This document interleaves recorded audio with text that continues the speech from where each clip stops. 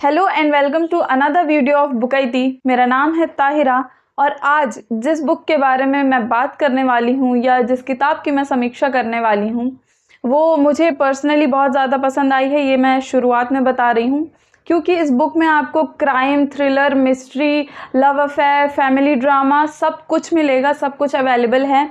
और जिसने इस किताब को लिखा है, जिस नॉवल को इन्होंने लिखा है, उनका नाम मैं बोलूँगी और मैं ये बताते हुए कहूँगी कि वो इंडिया के बिगेस्ट स्टोरी टेलर में आते हैं और इन्हीं की किताब से मैंने नॉवल की दुनिया में कदम रखा था। इन्हीं की किताब पढ़ करके मैंने नॉवल पढ़ने की शुरुआत की थी। राइटर का नाम है चेतन भगत और किताब का नाम है वन अरेंज्ड मर्डर।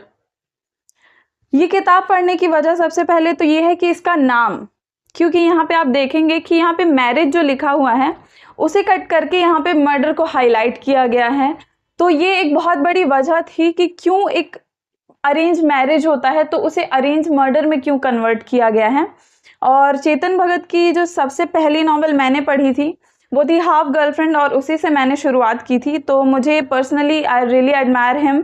मुझे पर्सनली ये बहुत पसंद आती हैं इनकी स्टोरी टेलर की, ये जिस तरीके से स्टोरी टेलिंग करते हैं मुझे बहुत अच्छी लगती है।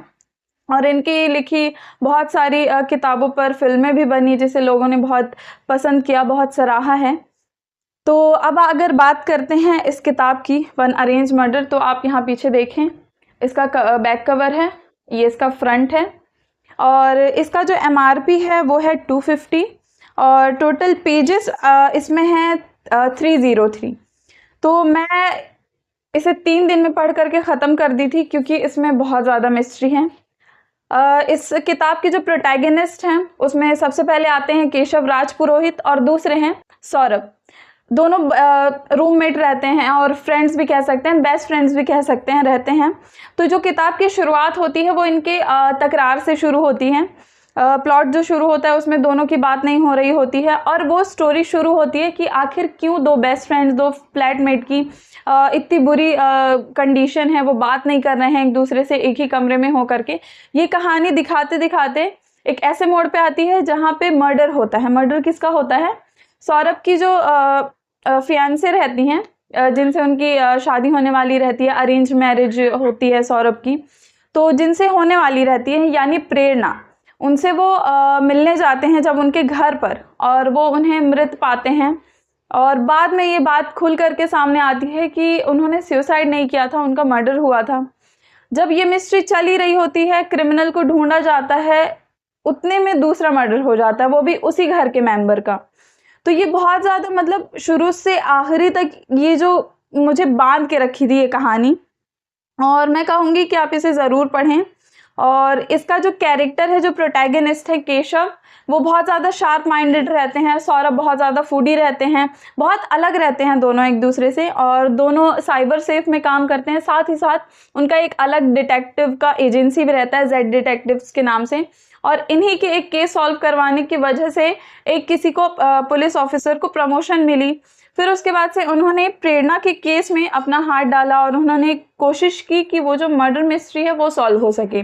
तो उन सारी चीज़ों को इसमें बहुत अच्छे से एक्सप्लेन किया गया है। बहुत अच्छी लगी है मुझे, प्लॉटिंग बहुत अच्छी है, पूरा ड्रामा दिखाया गया है और बहुत बहुत उम्दा तरीके से, ऑलवेज जैसे लिखते हैं चेतन भगत, उन्होंने बहुत अच्छे से लिखा है। और एक कमी जो मुझे लगी इस किताब में वो ये थी कि इसमें कैरेक्टर्स बहुत ज़्यादा हैं। अगर जैसे आप देखेंगे कि आप पढ़ेंगे तो प्रेरणा के घर में जितने मेंबर्स हैं सबका नाम इसमें बताया गया है, लेकिन बहुत सारे लोग ऐसे हैं जिनका बहुत ज़्यादा योगदान नहीं है। क्या होता है, जब हम मूवीज़ देखते हैं तो उनमें कैरेक्टर रहते हैं, भले उनका रोल नहीं रहता है लेकिन वो हमें समझ में आते हैं कि ठीक है ये साइड रोल है।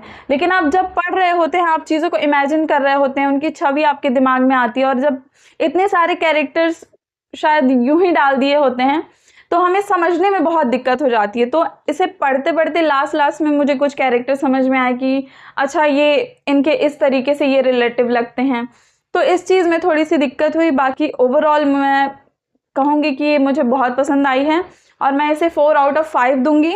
कवर अच्छा है, स्टोरी अच्छी है, सब कुछ मुझे बहुत पसंद आया है इस किताब का और मैं चाहूँगी कि आप इसे परचेज़ करें और इसे पढ़ें ज़रूर। And the suspense and the plot of the story is very captivating, and this novel has kept engrossed from starting to end. बहुत ज़्यादा बांध करके रखी है और मुझे बहुत ज़्यादा पसंद आई है, और आशा करती हूँ कि आप इसी तरीके से मेरी वीडियो को पसंद करेंगे, और आशा करती हूँ कि आपको आज का वीडियो पसंद आया होगा। थैंक